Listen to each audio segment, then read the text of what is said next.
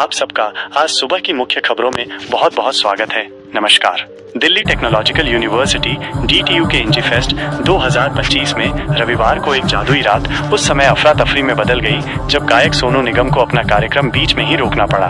भारी भीड़ में से 1 लाख से ज्यादा छात्रों ने मंच पर पत्थर और बोतलें फेंकनी शुरू कर दी। रोहिणी के कैंपस में मौजूद बेकाबू दर्शकों को संबोधित करते हुए सोनू ने विनती की, मैं आपके लिए आया हूँ। उन्होंने जोर देकर कहा कि उनकी टीम के सदस्य इस भगदड़ में घायल हो रहे हैं। उन्होंने शांति बनाए रखने की अपील की, लेकिन व्यवस्था बहाल होने के बाद उन्होंने अपना कार्यक्रम फिर से शुरू कर दिया। दिल्ली के ऊर्जा मंत्री आशीष सूद ने सोमवार को कहा कि बिजली की कीमतें बढ़ सकती हैं। उन्होंने इसके लिए पिछली आप सरकार द्वारा दिल्ली विद्युत विनियामक आयोग DERC के माध्यम से बिजली वितरण कंपनियों डिस्कॉम पर छोड़ा गया 27,000 करोड़ रुपए का कर्ज जिम्मेदार ठहराया।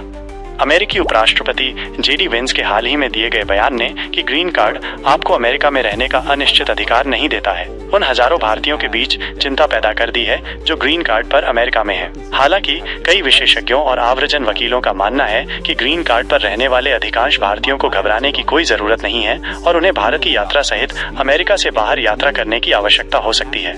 सभी जादूगरों और मुगलों का ध्यान, इंतजार खत्म हुआ। Exclusive Harry Potter X Miniso popup store अब गुरुग्राम के एम्बियंस मॉल में खुल गया है।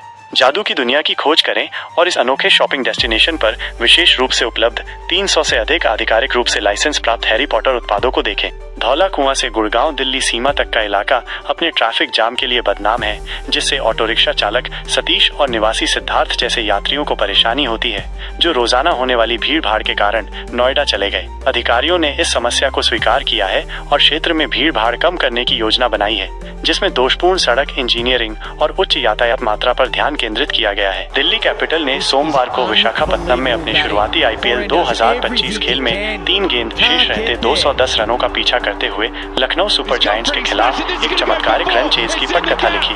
स्टार फिनिशर आशुतोष शर्मा ने 31 गेंदों में 66 रनों की पारी खेली, क्योंकि DC ने 65/5 से उबरते हुए 1 विकेट से जीत हासिल की। प्रमुख खिलाड़ी नियमित अंतराल पर आउट होते रहे। डेब्यूटेंट विप्रज निगम ने 15 गेंदों में 39 रनों की पारी खेलकर DC की उम्मीदों को जगाया। केंद्र ने सांसदों के वेतन में 24% की वृद्धि को अधिसूचित किया। पूर्व सांसदों की पेंशन भी बढ़ाई गई। केंद्र सरकार ने 1 अप्रैल से प्रभावी संसद सदस्यों MP के वेतन में 24% की वृद्धि को अधिसूचित किया है, जिससे उनका मासिक वेतन 1 लाख रुपए से बढ़कर 1.24 लाख रुपए हो जाएगा। संसदीय कार्य मंत्री द्वारा जारी अधिसूचना में मौजूदा सांसदों के दैनिक भत्ते को 2,000 रुपए प्रति माह से बढ़ाकर 2,500 रुपए प्रति माह कर दिया गया है। अस्पताल बिलिंग की प्रक्रिया को मानकीकृत करने के उद्देश्य से केंद्र सरकार जल्द ही अस्पताल बिलों के लिए एक प्रारूप जारी करने जा रही है, जो अस्पतालों, नर्सिंग होम और डायग्नोस्टिक केंद्रों सहित सभी नैदानिक प्रतिष्ठानों पर लागू होगा। इस प्रारूप के अंतर्गत अस्पतालों को अधिक पारदर्शिता और एकरूपता सुनिश्चित करने के लिए मरीज द्वारा वहन किए गए सभी खर्चों का स्पष्ट और विस्तृत विवरण उपलब्ध कराना होगा। गाजियाबाद आग। उत्तर प्रदेश के गाजियाबाद जिले के नंदग्राम थाना क्षेत्र के राजनगर एक्सटेंशन में एक शराब की दुकान में भीषण आग लग गई। भीषण आग में कई लाख रुपए की शराब जलकर राख हो गई।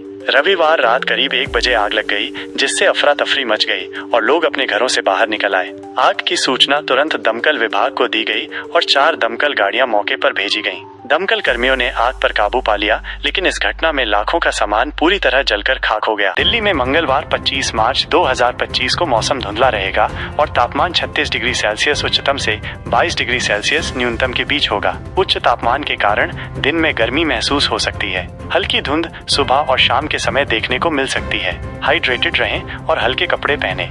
आप सबका धन्यवाद। आप सबको फिर मिलेंगे। आप सबका दिन शुभ और मंगलमय हो। नमस्कार।